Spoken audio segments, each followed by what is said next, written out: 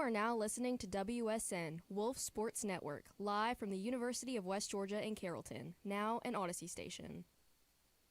It's season 4 of Sports Out of Pocket. But to be the man, you gotta beat the man, and I'm saying, woo, right here. That's a W. How many people want to eat a W tonight? We bring you the craziest controversies. What is crazy is like the $4.5 million out of Shohei's pocket is maybe like $100, maybe like $50 to us.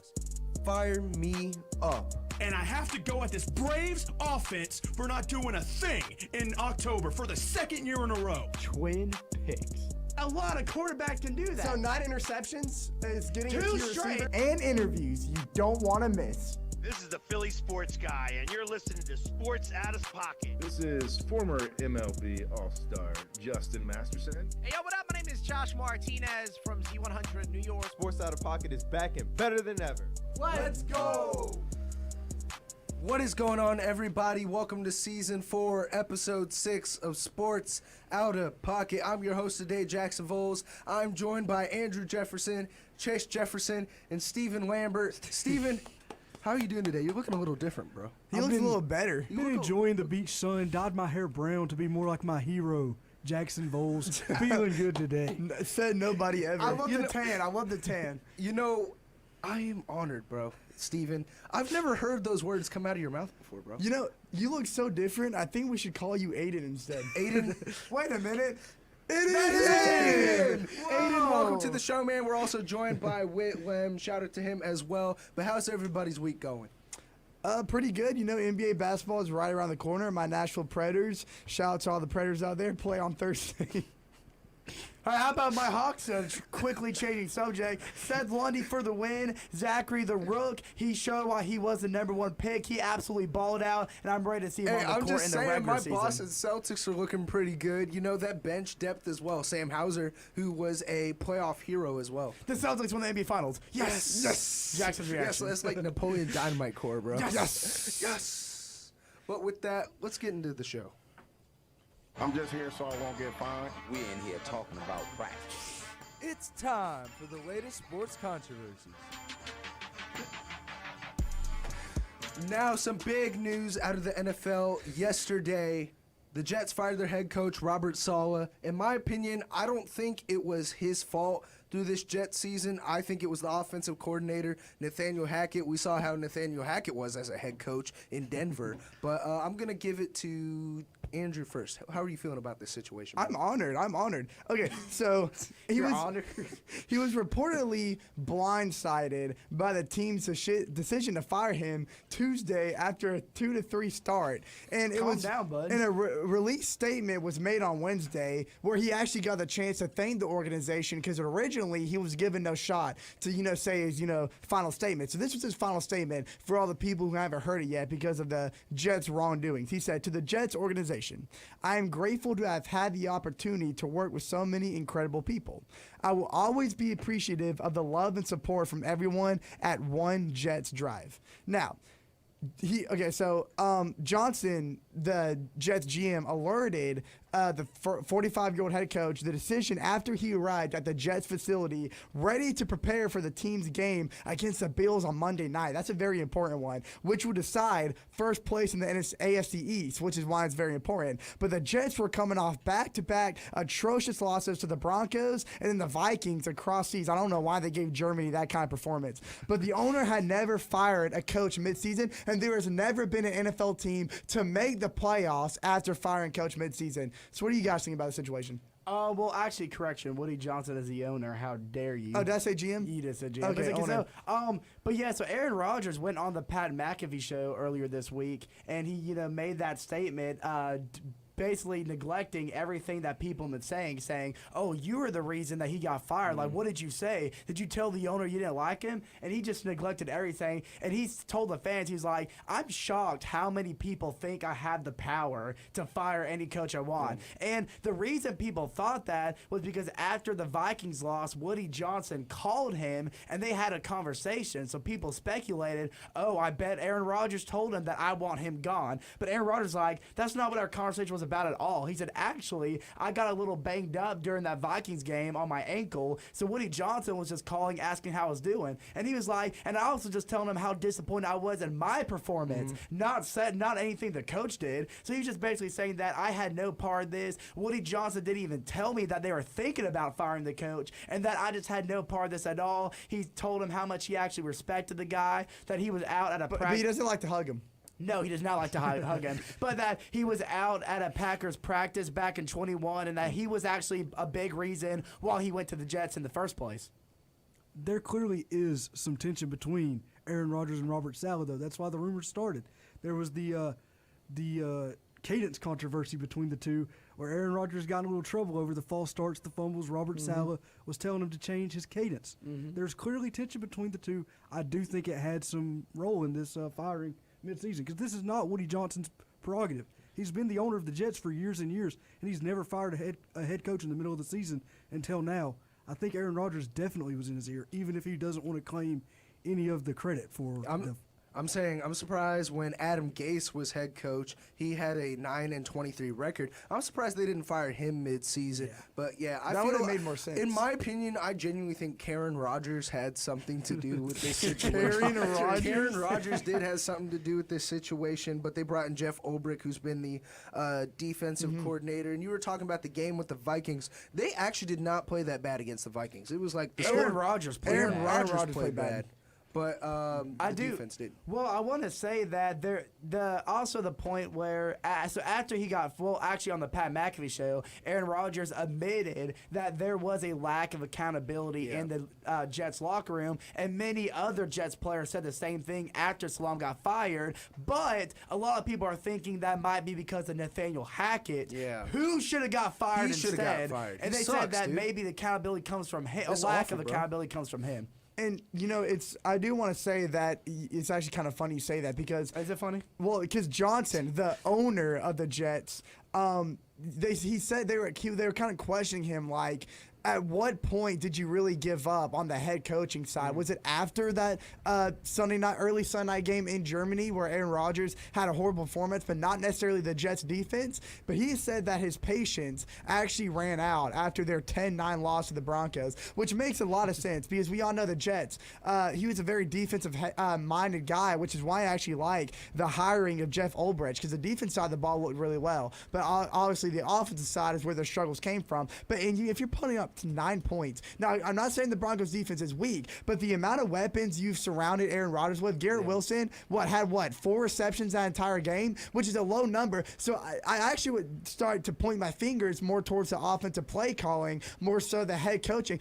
And decision making by Aaron Rodgers, I think, needs to be questioned too. Because, Aaron Rodgers, obviously one of the best quarterbacks to play in the NFL, but I feel like if you go back, especially look at the Minnesota tapes, his decision-making under pressure kind of forced more of the turnovers we've seen from the Jets this year. So is that really a nod towards the coaching? I do want to defend that Denver Broncos game. Did y'all see how bad the conditions that Philly? The weather was horrible. They were forced to run the ball because Aaron Rodgers physically could not hold on to the ball couldn't even do that. of how bad the weather was. They couldn't even do that. I was going to say, speaking of the Denver Broncos, a former Jets QB had the same amount of touchdowns as Aaron Rodgers did within the first 5 games of last season. So thinking of it, I want to propose this question to Aiden, Andrew, and Chase. Was it Zach Wilson's fault? Yes. No. Zach Wilson's not a good quarterback. Defend him. How can you say yes when Aaron Rodgers has the same record in the same offense as Zach Wilson has? Because I'll tell you why. And they look at what Zach Wilson's doing in Minnesota right now. You can't tell me it's a coincidence. Zach Wilson. Sam Darnold. I mean, not. He's I'm sorry. He's in Denver, I right? thought you were talking about Sam Darnold. No. I'll tell you exactly. Also, is it Sam Darnold's fault? No, it's not Sam Darnold's fault. That's what I was thinking of. Sam Darnold. I'm sorry. Thank you. It's not Sam Darnold's fault either way. But Zach, I don't know about Zach. Let me tell you about Zach Wilson. I don't know if because you can pull up that stat all you want, but the main difference between Aaron Rodgers and Zach Wilson, to take away the win total, the main difference is Zach Wilson had double the turnovers that Aaron Rodgers had right now at that point in the season, and less than half of the touchdowns that Aaron Rodgers. So at least Aaron Rodgers is moving the ball down the field and resulting in the end zone at least 40% of the red zone trips. Zach Wilson, every time he was in the red zone, it was either a turnover or they were kicking field goals. Rarely ever was Zach Wilson ever making trips to the end zone, and that is the main key difference. The Jets have the same amount of points through 5 weeks this year as they had last year. Exactly. So what's your argument with this? What is your argument? Neither of them My can point finish. still saying Zach Wilson still had more than half the turnovers that Aaron Rodgers has So right now. neither of them could finish except Aaron Rodgers could start. Yeah, Zach okay. Wilson, I do agree. Zach Wilson had problem even getting the Jets offense. Aaron Rodgers at least has connections. He's building chemistry. Zach Wilson also had a problem getting the starting job in Denver over Jarrett Stidham. He was. I like Bo Nix though. I think Zach Wilson has definitely built character, as you see his characteristics and his interviews from the Jets to the Broncos. He's he was still very immature. modest. He was very modest, and he was very mature. And you know, about I his just want to point this out that y'all aren't going to remember this, but before there was an Out of Pocket episode before he was even drafted that I predicted that Zach Wilson was going to be a bust because of how he played at BYU, and that same translation is happening in the NFL, and it still has not changed. That doesn't even. What do you mean that doesn't make sense? Zach Wilson was drafted in 2021. Hey, by the way, Zach Wilson. Well, maybe it was before his debut then, because I did come out in an episode and say that he was going to be a bust. This is still 2021. Okay, well at some point I wasn't even here. My statement still doesn't change. I was still in high school, bro.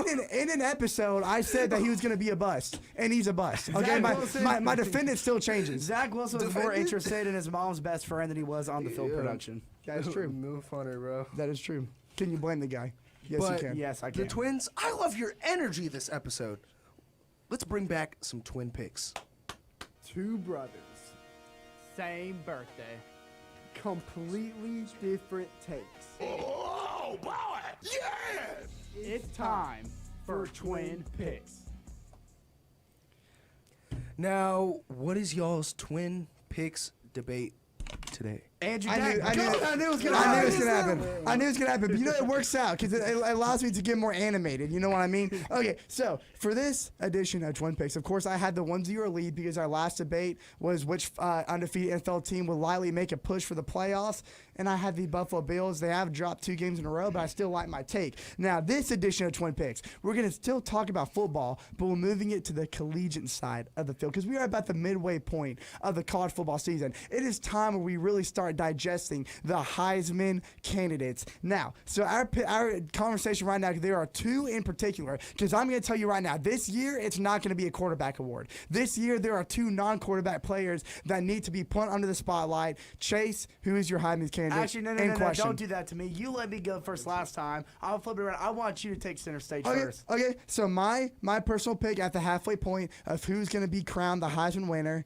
is none other than the 2-way phenom, Travis Hunter, from Colorado University. Now, there is absolutely no doubt in my mind that Travis Hunter is one of the front runners for the Heisman Trophy, and it's a high level of game on both sides of the field makes him a truly generational player. Now, the 2-way phenom has been incredible throughout the season. I mean, unless you've been living under a rock, you already know that. He's caught 46 passes through 5 games with 6 touchdowns, catches, while also picking off 2 passes and forcing a game-winning fumble at the cornerback position. Now, Travis Hunter is now being compared to players like Champ Bailey, who was a shutdown cornerback in the NFL that had a great college career, but also putting up amazing numbers at wide receiver during his time at Georgia. But that was not the only player he was compared to. Now, I need you to roll with me for a minute because this is going to sound a little odd, but just stay with me. Okay, back in my great-great-granddad's day in 1912. Shout out to you, great-great-granddad. One by the name of Jim Thorpe, who many of y'all may have not heard of, played a similar role in a team, and he was very good at it. He played running back, defensive back, and he also punted for Coach Pop Warner at Carousel Indian School and was dominated every side of the ball, even on the special teams. I'm sorry, is this the 1970s? Now, Chase. No. Of course, this was more than 100 years ago, but the fact that people still talk about him is amazing. And now everyone says that Travis Hunter is either like him or better, and that's remarkable enough, and projections for the Colorado Buffalo players are high. Now, quarterback, Jalen Milroe. Wide receiver, Ryan Williams, shout out to the 17-year-old, had played impressively good for Alabama. And Boise State's running back, Ashton Junty, is a not quiet. He's a loud dark horse. You know, everyone's dark horse. Dark horse. No, You're saying a bunch of dumb stuff. You gotta let me talk now. But we hold are. on. It's just nonsense. But no player in college football, perhaps in college football history, is doing what Hunter is doing, playing playing at an exceptional level on offense and defense in a sport where injuries are 100% certain. Hunter is playing nearly every snap of every game, and Colorado needs him to do extraordinarily double duty if they hope to win. Now, at age 21, he possesses all the qualities that you want, not only in a star player, but in a leadership team position where stamina, talent, and apparently underlying dedication and discipline when it comes to taking care of his body. You want to talk about a Heisman winner? You talk about generational talent and game changer, and nobody does it better than Travis Hunter. Andrew, you're a little tense over there, buddy. I understand this is Twin Picks, but the thing is, I don't need to be all tense to make my take because it's pretty self-explanatory. Who is the most fun and entertaining player in college football? Travis Hunter. Now? Ashton It's Johnson. Travis Hunter. Travis Hunter, probably. Yeah, talk about entertaining. Jackson, you know ball. It's Travis Hunter. Steven, I don't know if the beat as the sun got to your head, but it's Ashton Jaunty, baby, the explosive running back for the Boise State Broncos. Jaunty, already, he's played 5 games. He has posted an astounding 1,031 rushing yards and 16 rushing touchdowns through 5 games. Get that in your head, ladies and gentlemen, because he is well on pace to break Barry Sanders' NCAA single-season rushing record of 2,628 yards. He's already halfway there, and we're not even halfway through the season. Now, he is getting some praise and really good comparisons as well. Not only is he getting compared to greats, but there are some college football greats who are already speaking about him. One in particular is Heisman Trophy winner Mark Ingram, who said this dude is absolutely unreal. He is the real deal. And then people wonder, well, he's in the Mountain West, who is he playing? He's not playing true competition. I beg to differ, because everyone wants to say, who is he playing? And Mark Ingram said himself, he went for 200 yards and change and scored 4 touchdowns on the Oregon Ducks. The same team that Idaho scored 3 touchdowns on. Oregon Ducks is currently a top 5 program in college football right now. Offensively. Offensively, Oregon's offense is horrible. Idaho scored 3 touchdowns on them. I'm sorry, your time is done. The potatoes. Your time is done, buddy. There is a wall right here. I built a wall. It is high. No one can hear you. Okay, Trump. Anyways, so it's 4 touchdowns against a top level like the Oregon Ducks. It's not like he's running through big holes, says Mark Ingram. Before last week's game, he had 588 yards after contact, and he had 44 forced missed tackles. So the man is doing a lot of this on his own, and he has the speed. He has the power. He picks up pass protection. So in my mind, he is a complete running back, and that is a Heisman Trophy winner, Mark Ingram, who is saying this. Okay. And no, your time is done. To put into context what Jaunty has been doing, Ingram's Heisman season I want y'all to listen. Mark Ingram's Heisman season with Alabama in 2009, he ran for 487 yards with 6 scores and 83 carries through his first 5 games. That is not. SEC Jaunty defense. has tripled. SEC defenses are a lot different game. Quadrupled Mark Ingram's It's a lot different game down there. his first 5 games than Mark Ingram did back in 2009. Do you know the teams that Mark Ingram was playing compared to? Listen, even Derrick Henry, another Crescent Tide great who won it in 2015, and USC's Reggie Bush, who has arguably had one of the best college football careers in history, had less production than Jaunty did through the first 5 games. And don't tell me about competition. Competition's different. If you're a D1 college football player, you have skill, you have talent, especially the Oregon Ducks, who he embarrassed Idaho in did too. front of their own crowd. Idaho did too. The potatoes, they did And too. I want to talk about his projection. This is a guy who has skyrocketed through the years. Back in 2022, he had 821 total yards and only 7 touchdowns. Last year, he had 1,347 yards and 14 touchdowns on 95 carries alone. He has almost more rushing yards than he does his entire college career just through 5 games, and he has blown past the amount of touchdowns he has scored last year in just 5 games. So ladies Idaho. and gentlemen, this man is the real deal. Mark Ingram said that himself. Time is up for the both of you. We're gonna throw it to decision time. I'm gonna throw it to Aiden AB first. Who is your pick for this week's Twin Picks winner? I'm going to go with the twin on my left See? here. Whoa! See, Travis Hunter has the ability to go and get an interception on defense and then go get himself the ball and then catch a touchdown. Give me some, Aiden. My boy knows ball. Ashton Johnson can't do that. Why wasn't he doing this last year? He did. He did. Are you serious? Why didn't he win the Heisman last year? Hey, Because He there's got hurt. a He quarterback got award. injured. He got injured, and there's quarterbacks out there. Sorry, good. Reggie Bush, one of the best players of all time. Ashton Jaunty has skyrocketed his numbers already. Different the game. first 5 games. It's a different game, Bro, buddy. so you're going with him? Yeah.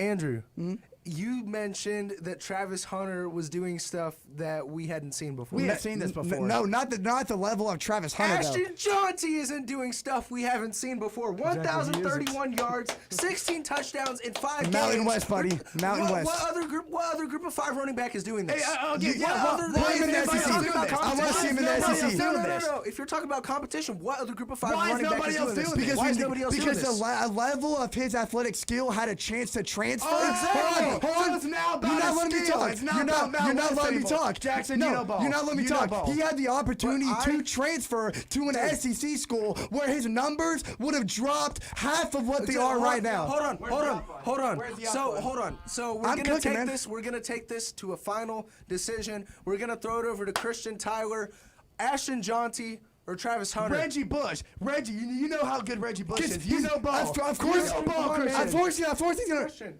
Let's go! I told you! It's Christian doesn't know obvious. ball. It's obvious. And you want to talk about what Mark Ingram said, who won the Heisman Award? My boy Desmond Howard. Desmond Howard said the one marquee. Javale Peppers has done this before. Versatility, Take man. it to some break. Versatility. Take it to some Rashad break. Penny Versatility. did it before. Rashad Penny did what Ashton Jaunty did. He led the. Rashad Penny. And exactly. But name me someone who's doing what Travis Hunter did. Rashad Penny. Nobody. Thank you, Aiden. I love you, Steven. We got to admit, both players have been very productive this season. I'd say they both got the juice. Speaking of that, we're going to go into a quick song break. Juice by Chance the Rapper. Make sure to go to Wolf Sports Network during the song break to listen to it. And after that, we're going to get into some fantasy football.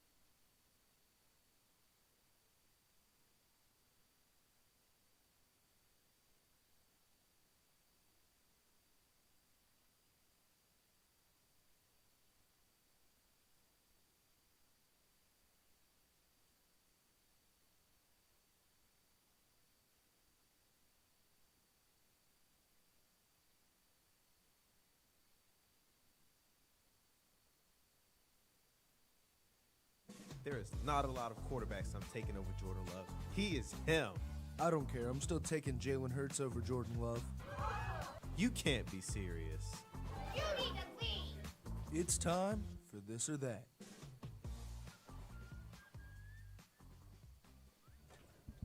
Welcome back to the show. We are here with Andrew, Chase, and welcome Christian to the show. Christian, how's Happy your to week be going, here, man. Happy to be here.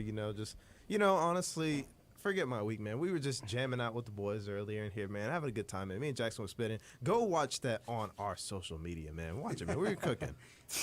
They were. I can confirm. I can attest. Do you know who else was cooking? Tell me. My fantasy team this week against Brandon Willoughby Ray. I'm outscored him 155 to, actually, why am I sitting down? I should be standing up for this. I outscored him 155 to 89. And let's talk about some waiver wire pickups. Let's go fantasy football abroad. Christian. Okay, you guys already know I'm always giving, every single week, always giving new fantasy waiver wires. First person you need to pick up, Tucker Kraft, number 3 right now at tight ends. He's the backup tight end of Green Bay, but now that Luke Musgrave has been injured, he has been balling out of his mind. He's definitely a pickup if he's still available in your league. Pick up Cam Akers. Unfortunately, Joe Mixon has been injured. He's still out. We don't know. He's week to week right now, so pick up Cam Akers as well. And honestly, if he's still available, which he shouldn't be, Kareem Hunt, man. Go pick Kareem Hunt. Talk about Kareem Hunt. Go pick Kareem he's Hunt. He's the reason I lost to you, Christian. We had Alvin Kamara for me, and you had Kareem Hunt going into that Monday night matchup. I was up by, what, 3 points? I think so. I think you were up by 3. Or maybe, no, I think I was up by like 5. Oh, I think you were up. It was down to Kareem Hunt and Alvin Kamara, wasn't it? Yeah. And for the final game. I thought he was going to win because Alvin Kamara's been going off like the first. He averages 20 points a week. Yeah. Well, 12. That rushing defense is the best part about the Chiefs defense. For sure. One more pickup. I almost forgot. I can't believe I mentioned it. And I know Chase is going to be a little upset when I mention him. Tank Bigsby. Go pick him up. He outsnapped Travis Etienne a bunch. He outsnapped him by probably, I think, 4 or 5 snaps. He had over 100 rushing yards and 2 touchdowns, over 25 points scored last week. So that is our waiver wire pickups from the week. Tune in next week to get some more, man. It makes me nervous, man, to see the lack of production coming from Travis Etienne. They might go to Tank Bigsby a lot more than I want them to.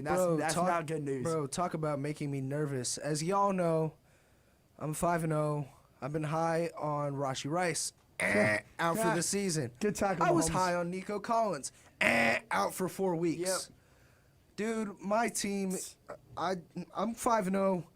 I'm not very confident heading into the next few weeks. I have right now Mike Evans, Christian Kirk. Mike Evans, I have the Mike Evans Baker stack, so I'm not too worried about that. And I did make a trade with Aiden Abe, who was just on the show, Christian Kirk for Justice Hill. I think I clearly won that trade. Thank you, Aiden, if you're still here. Hey, thank your assistant GM over there, man. Oh, no, I was the one who made the trade. JT knew nothing about it. So you didn't even use your assistant GM?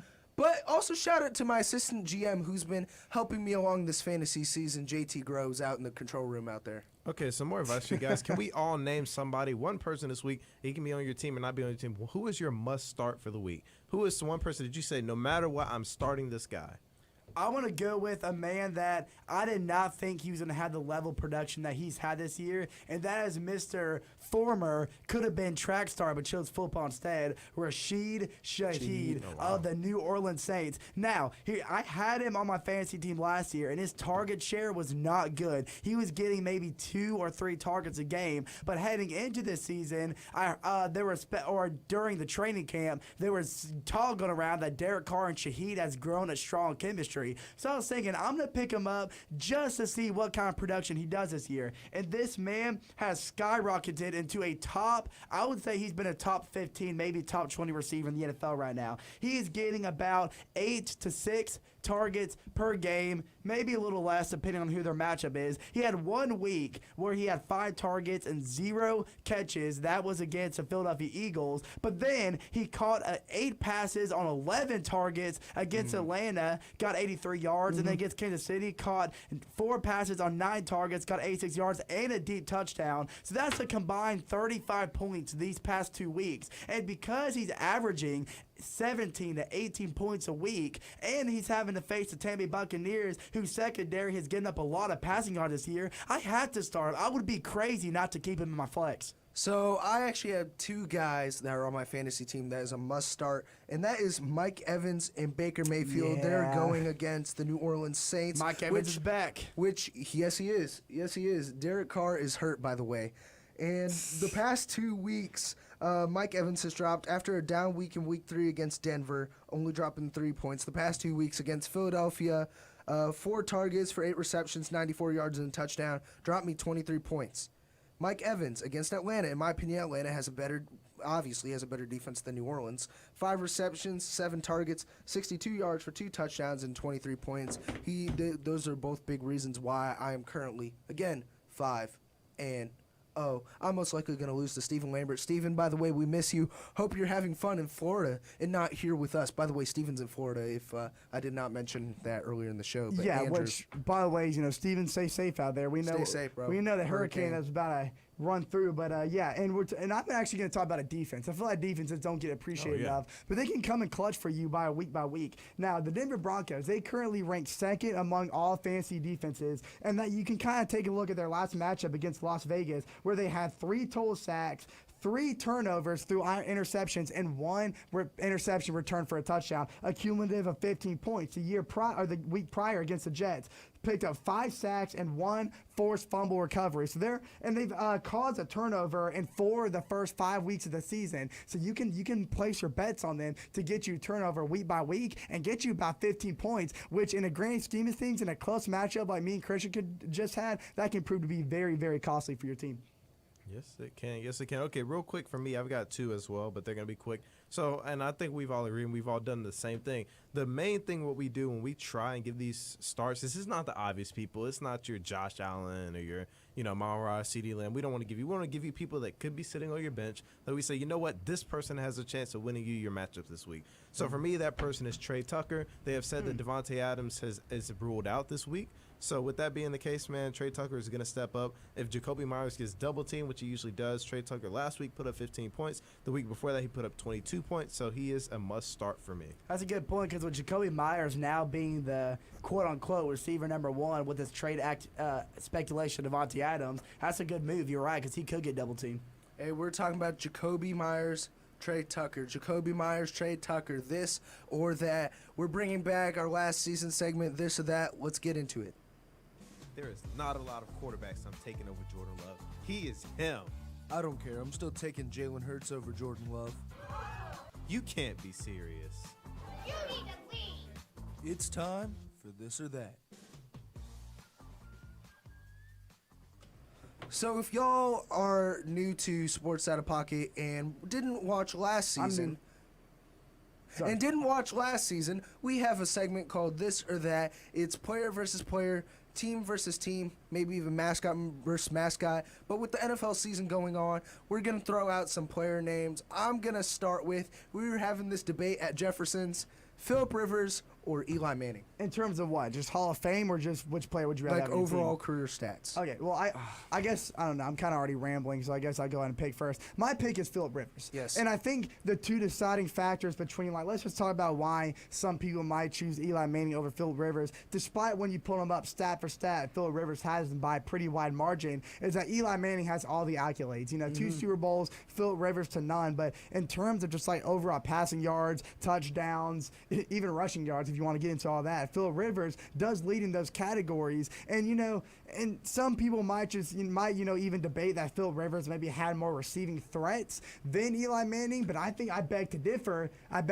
Because if you look at the early 2010s and even young OBJ days, Eli Manning had some disgusting receivers to throw to that Phillip Rivers didn't. And the course backfield games changed for both teams. So they were both pass-heavy quarterbacks, or I guess they remained on pass-heavy teams throughout their career. So we got to see them each use their arm a good bit, and they both had longevities in their career. So I think side by side and at pretty even, standpoint, Phillip Rivers does take the cake.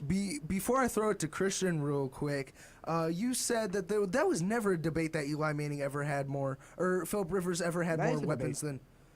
Philip Rivers, all Has he had was nobody. Antonio Gates. you can't Eli name Manning one had person. David Tyree. That's what I just Victor said. Cruz. That's literally what I Akeem just Nicks. said. Yeah, I think you gotta mix You that. said it the wrong No, way, you Rob. said it the wrong way. other You way. said- you gotta said it mix the Yeah, wrong we way. said it the other Yeah. way around. Oh, That's what I excuse was me. gonna Okay, say. I meant then- okay. I'm sorry. I meant Eli then Manning yeah. had better No, receivers. you're I'm right. sorry. Oh, yeah, he had way better receivers. But That's what I was Christian, going to say. Philip Rivers or Eli Manning? Oh, it's Philip Rivers, and it's not close.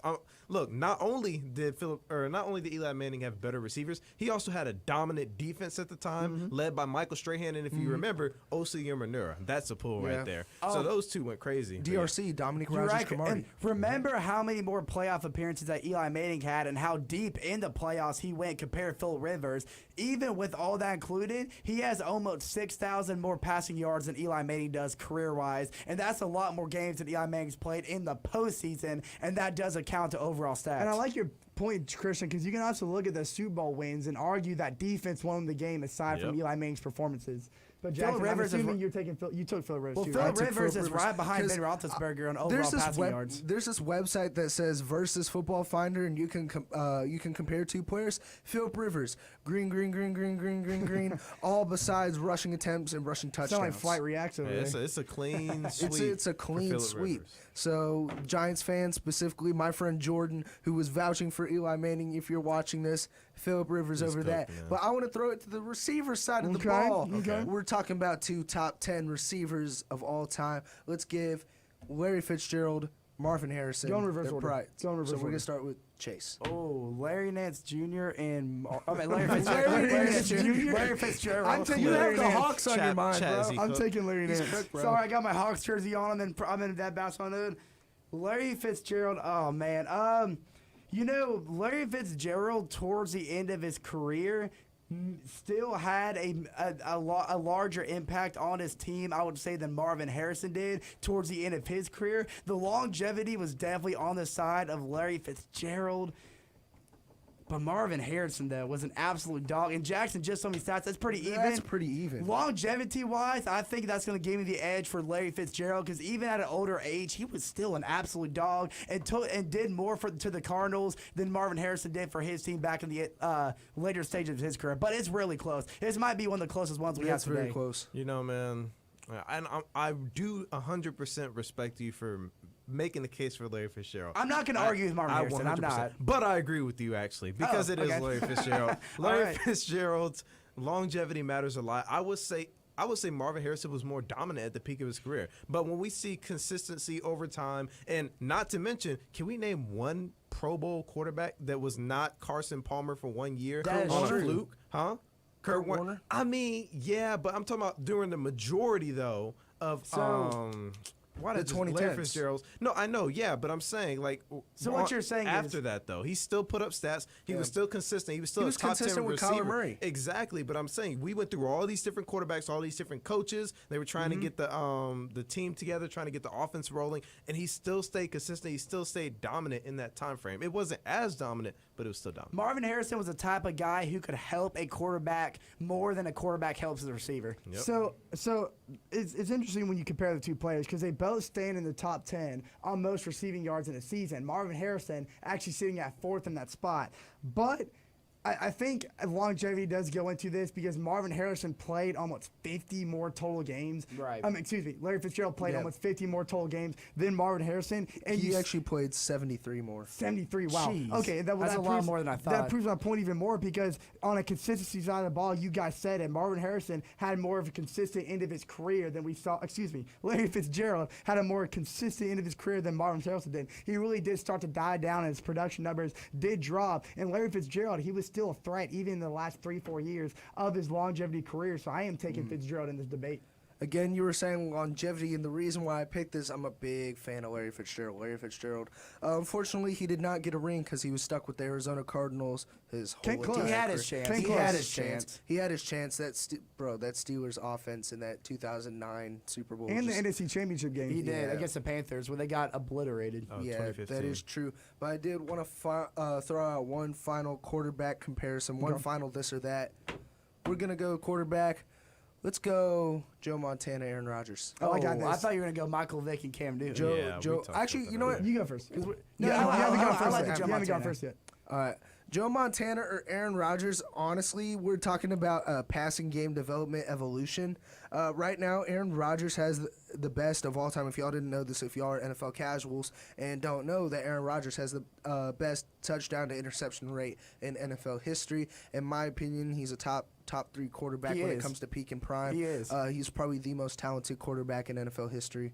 Thrown out besides Mahomes. Mahomes is doing his thing. Mahomes will be number one by the end of his Mahomes will be career. number one by the end of his career.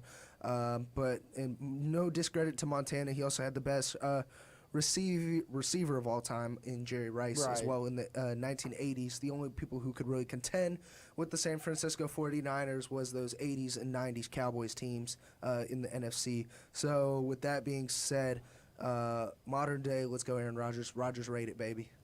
Yeah, I'm going to go with Aaron Rodgers as well, Jackson. I think Aaron Rodgers is a top 5 quarterback of all time. No disrespect. They both are. No disrespect to Joe Montana. Well, and I think a lot of people are going to argue the same thing, that Aaron Rodgers has played a crap more ton games than Joe Montana has, which may elevate his stats a little bit more. And you take a look at all the accolades. You know, Joe Montana does have more Super Bowls than Aaron Rodgers. Aaron Rodgers does have more Pro Bowl appearances, though. And then it goes on and off about the MVPs. But I think when it comes down to it, like Jackson said, it's Aaron Rodgers. I mean, I think just year by year, he's always in the top contention of being MVP, of being the best quarterback in a regular season. And we've seen the way he really elevates teams like his whole career with the Packers pretty much. And then Joe Montana, you know, I feel like his time with the 49ers, you know, he did have one of the best receivers of all time, not discrediting Joe Montana. He had a really solid career with the Chiefs, too. And he did. So I think it is really close. I think as of right now, I am going to go Aaron Rodgers, but we are running out of time, so I want to see what y'all guys want to say first. Christian, you go ahead. I can sum this argument up really fast. I can't remember the exact stat. I can't remember if it was years or if it was games. But Aaron Rodgers had went over a year without throwing an interception at home. That's just insane. Yeah, I'm going Aaron Rodgers all day. What were you going to say, Chase? Well, I haven't made my pick yet. I was going to say, you look at the tail end of Aaron Rodgers' years in Green Bay when that wide receiving core was very inefficient, and Aaron Rodgers, like you said, still putting up great league-leading numbers. And you got, like you said, the passing evolution of the game has transcended between Joe Montana and Aaron Rodgers. This is a more pass-heavy era, which shines light more on Aaron Rodgers. So, Rodgers, you have my pick. No disrespect to Joe Montana at all. You know, that Aaron Rodgers Jets situation we talked about earlier this episode, doesn't it get you a little fired up? More than a little. A little fired up. You know, those Jets team has wants and needs. By the way, make sure to go to wolfsportsnetwork.com. We're going to be playing Wants and Needs by Drake. After that, we're going to get into Fire Me Up. Hey, yo, what up? My name is Josh Martinez from Z100 New York, and you're listening to my dudes from the Sports Out of Pocket on the Wolf Sports Network.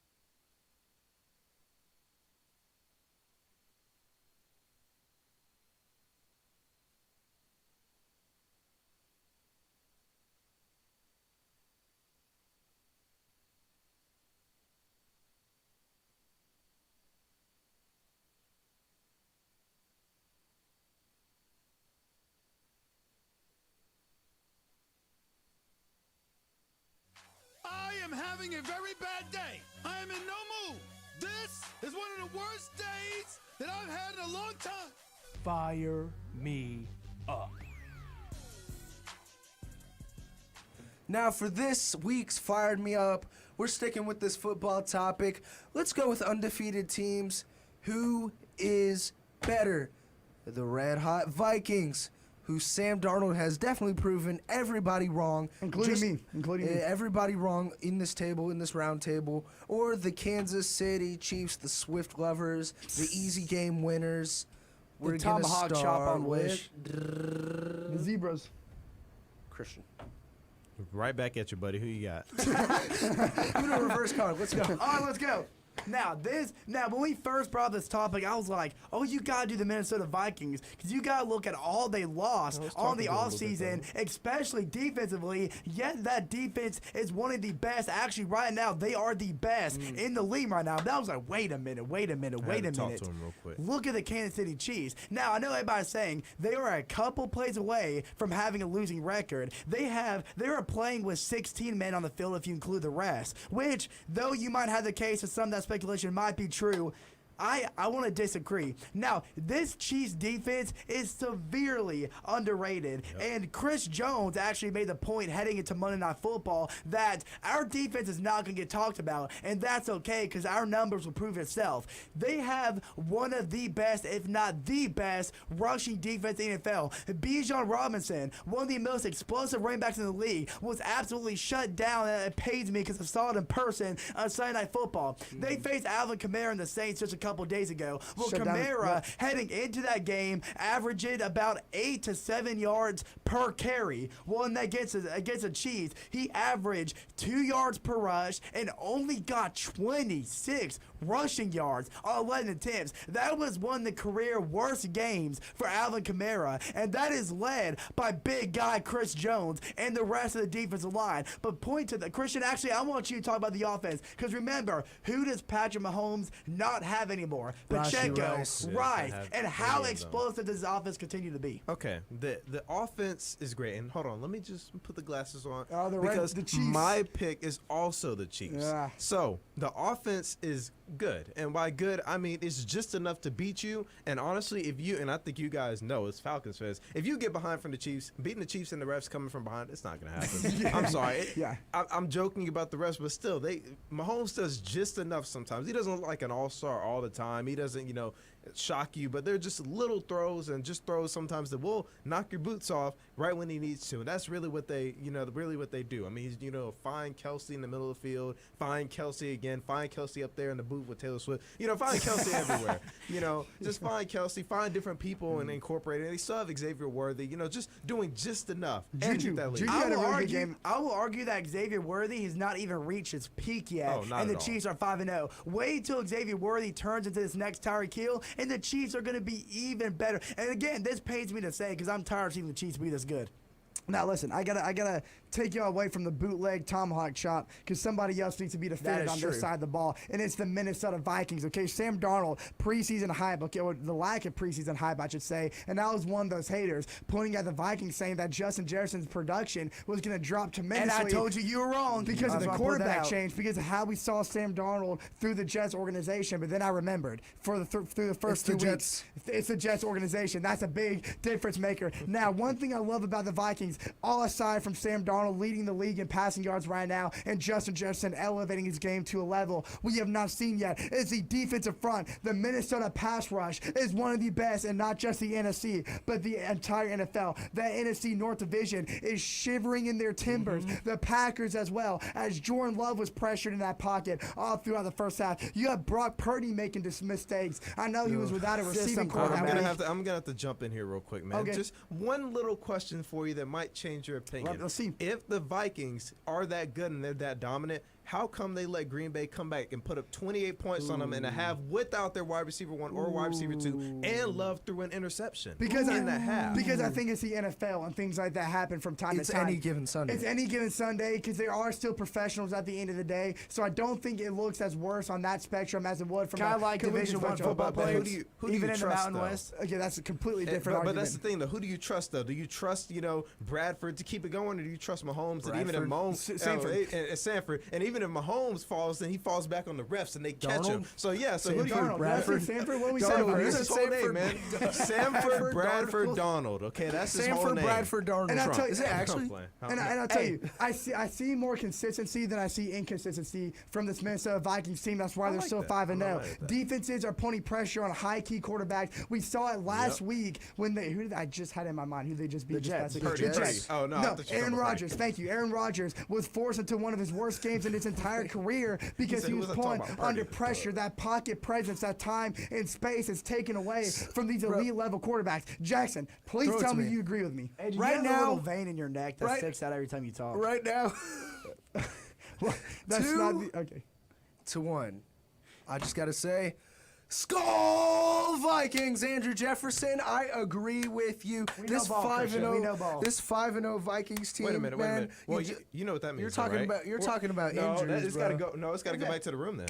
Hold on. It has to be a Bills fan doing Skull Vikings right now. You didn't even let me talk. You gotta give me. I want to give my explanation to see what this Vikings team is doing. You were talking about defenses. Vikings have had an insane run defense. I agree, the best defense in the league. And we're talking about Jonathan Bernard, and we're looking at this passing defense as well. We saw what you said. Jordan Love was back.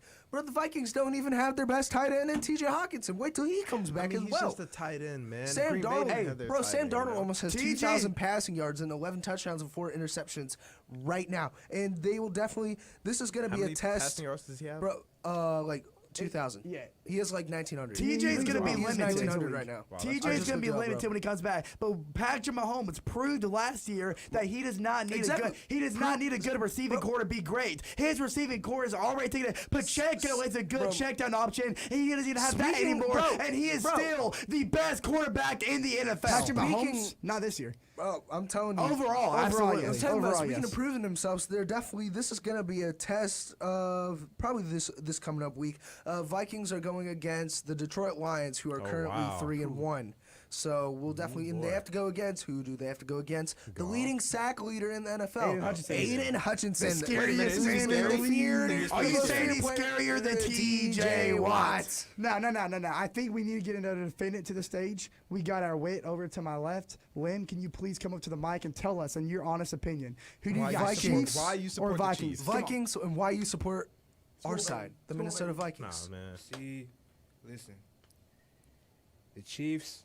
I gotta go with the Chiefs. Yeah. William knows ball. He knows ball, man. It's because they just have too much evidence in the pudding with Mahomes. Even though they lost some people, I gotta go with the Chiefs. Dude, absolutely. Lamb, you know ball. Shake my hand, man. You know ball. So give my mic back. Question for you guys. Well, after that, question for you guys. So who are you going to trust more rolling into the postseason? Sam Darnold. The Chiefs. Over Mahomes? Sam Darnold has no. Mahomes has multiple Super rings. Sam Darnold has no postseason experience. So we're going to throw it. Who has a better end of the season, regular season record, the Vikings or the Chiefs? It's going to be Chiefs. Vikings. Chiefs also are in a more favorable division. I need to see the strength of schedule. That's what I need to see. Right now, the next 3 games the Vikings are going against, they're going against Detroit, and then they go away against the Rams, and then the Colts, and then the Jaguars, then the Titans. I think defense, that's an easy cakewalk. I got to give it to the Vikings. Defense is going to matter towards the end of the stretch, and I just don't think in terms of pass rush, aside from Chris Jones, we haven't seen the elite level we've seen from Kansas City when they have won their Super Bowls. So that's a big strong suit. They play some great competition. I know, but I'm saying the pass rush is not their strong suit like it was in previous years when they won the Super Bowl. It doesn't need to be. They're not giving up a lot of passing. They are not giving up a lot of passing yards right now. When postseason comes around, it's going to matter a lot. And I want you to watch and see. I want you to watch and see. They are shutting down the best league NFL rushers in the league right now. They're doing it with ease. Bijan was hitting a brick wall. Alvin Kamara, I believe, statistic-wise, based on average yards per carry, was the worst performance in his career. That was on a big stage. That is going to show in the postseason. I don't know why you're acting like what they're doing right. It doesn't need to be elite. It's good enough. It's good enough, but doesn't need to be elite. Okay. Well, unfortunately, time is running out. Chiefs win, baby. Time is running out. No Swift. Thank y'all for tuning in. We made it past an episode without Steven. Steven, come back. Steven, we're going to miss you. We will be back next week. Good job, Jackson. Thank you for listening to me host the past 3 weeks. You did good, Jackson. It was an honor. You did good. But next week, we're going to have a brand new host, Mr. Chase Jefferson. Stay tuned for the next 3 weeks. You don't want to miss it. Make sure to follow us on Instagram. Make sure to subscribe to the YouTube. Make sure to tune in every week. Make sure to tune in tomorrow to Sports Pack at 6 p.m. They have a great show, great people over there. But for Andrew, Christian, Chase, Steven, somewhere in Florida. I forgot where he is. I believe he's in PCB. And shout out to Lem for coming on for a little bit as well. And Aiden. As well. Thank you for Aiden. I don't know where Aiden went, but thank you, Aiden, for stepping in on short notice. We will see y'all next week.